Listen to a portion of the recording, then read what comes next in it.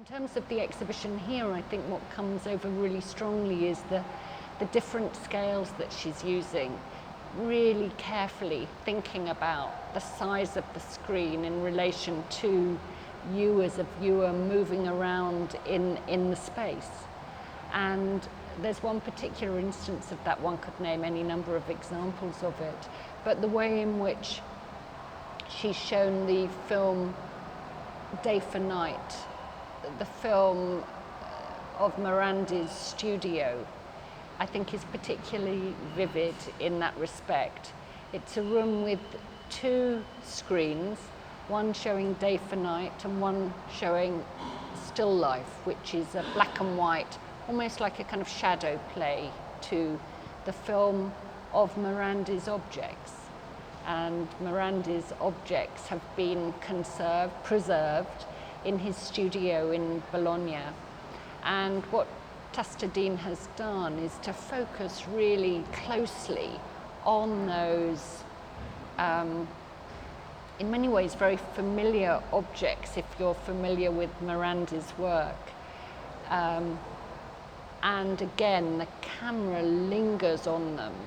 She actually points out herself that she centers each of them. She talks about that being anti-compositional, which is obviously different from the kind of highly abstracted composition that Miranda used.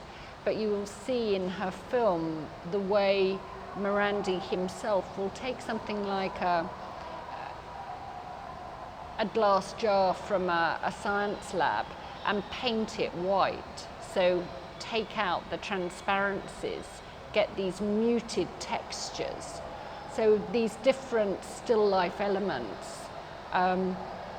she looks at one by one. And that, of course, is not a big screen at all. It's quite a large scale for a Miranda, which are often very small, but it's definitely a pictorial scale. The other work in that room that is on the wall or close to the wall is a black and white film that films the paper where Miranda himself plotted the position of his still life objects and plotted them again and again, it seems. So it's this cartography of complex drawn traces. And I think the correspondence between, again, there's a kind of doubling of these two screens. And you get a sense of a relationship between drawing and the cinematic screen. And you get, I think, a really intense feeling of the way in which the screen is luminescent. You know, this work is made of light. But it's also one of the works where you find most strongly or most powerfully